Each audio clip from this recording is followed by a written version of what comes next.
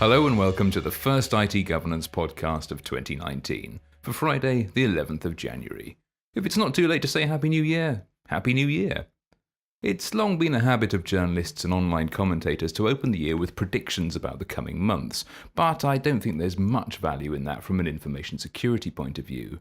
You don't need a crystal ball to work out that there'll be more cyber attacks and more data breaches, and that everyone needs to focus on becoming more resilient to cyber attacks.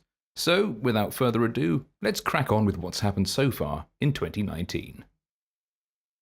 A 20-year-old German student has admitted responsibility for one of the country's biggest data breaches, which saw documents and the personal data of nearly 1,000 high-profile individuals, including politicians, journalists and celebrities, published on Twitter throughout December.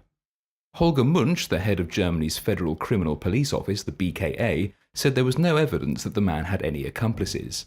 The man had apparently told police that he was not politically motivated, but had been driven by annoyance at statements made by the victims of his attacks.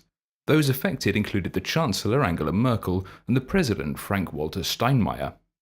Germany's Interior Minister Horst Seehofer, responding to criticism that the authorities had been too slow to act, commented that the victims' poor password practices were partly to blame. According to The Guardian, he said, "I was shocked at how simple most passwords were.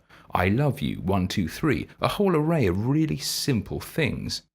Coincidentally, Splash Data has just published its annual list of 100 weak passwords, culled from the previous 12 months' publicly disclosed data breaches. The top 10 worst passwords of 2018 were, counting down from 10 to 1, I love you, QWERTY, Sunshine, 123456 111111, 123455, 12345678, 12345678 password, good grief, really, and at number 1 yet again, 123456. Comparing the list with 2017's top 100, the most interesting new entry is Donald at number 23, something of a surprise considering how important email security supposedly is to Republicans. If you use any of the passwords in the list, now's the time to start using a password manager to generate and store complex unique passwords, and turn on two-factor authentication wherever it's available.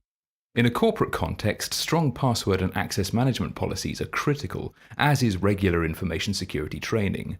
One careless user could cause a data breach, and with the GDPR now firmly in place, that's the last thing anyone wants.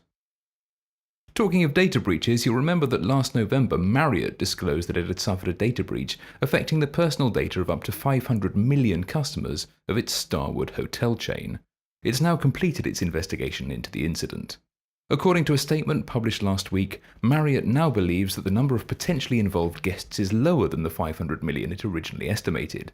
The company has concluded with a fair degree of certainty that information for fewer than 383 million unique guests was involved, although the company is not able to quantify that lower number because of the nature of the data in the database. The compromised information includes approximately 20.3 million encrypted and 5.25 million unencrypted passport numbers, and approximately 8.6 million encrypted and as many as 2,000 unencrypted payment card numbers. The Information Commissioner's Office is investigating. It would be pretty pointless to speculate on the level of GDPR penalty the hotel chain is likely to receive, but it is worth pointing out that its decision to store certain personal information in unencrypted form is likely to increase its exposure to fines. Encryption isn't mandatory under the GDPR, of course, but it is a very good idea, especially if personal data is reasonably likely to be inappropriately accessed, and this would cause damage, whether material or non-material, to data subjects. A DPIA, or Data Protection Impact Assessment, will help you determine whether it's a necessary measure to take. As ever, you can find all the information you need about the GDPR on our website. NHS Digital's Chief Information Security Officer Robert Coles has resigned after just 3 months in the role, which was created in the wake of the WannaCry infection that cost the service £92 million. According to the National Health Executive, Coles is stepping down for personal reasons. Recruitment for his replacement is starting immediately.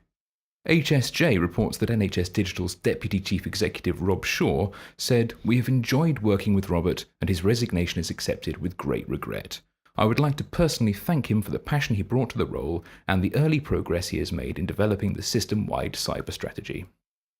Meanwhile, NHS England this week pledged that all NHS organisations in the health and care system will have achieved 100% compliance with mandated cybersecurity standards by summer 2021, in line with last February's lessons learned review of the WannaCry ransomware cyber attack, and apparently in contrast to NHS Digital's opinion last October that ensuring all providers achieved certification to Cyber Essentials Plus would not be value for money.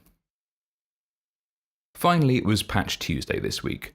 Among Microsoft's 50-odd patches for security flaws are fixes for 7 critical vulnerabilities: CVE 2019-0539, CVE 2019-0567, and CVE 2019-0568, remote code execution vulnerabilities that exist in the way the Chakra scripting engine handles objects in memory in Microsoft Edge; CVE 2019-0547, a remote code execution vulnerability that exists in the Windows DHCP client when an attacker sends specially crafted DHCP responses to a client; CVE 2019-0550 and CVE 2019-0551, remote code execution vulnerabilities that exist when Windows Hyper-V on a host server fails to properly validate input from an authenticated user on a guest operating system; and CVE 2019-0565, a remote code execution vulnerability that exists when Microsoft Edge improperly accesses objects in memory. Test and install as soon as you can. Gotta patch 'em all. Oh, and for the first time in what seems like eons, Adobe's updates apparently didn't include any security patches for Flash Player. Well, that'll do for this week. Until next time, you can keep up with the latest information security news on our blog. Whatever your information security needs, whether regulatory compliance, stakeholder reassurance, or just greater business efficiency, IT governance can help your organization to protect, comply, and thrive. Visit our website for more information, itgovernance.co.uk.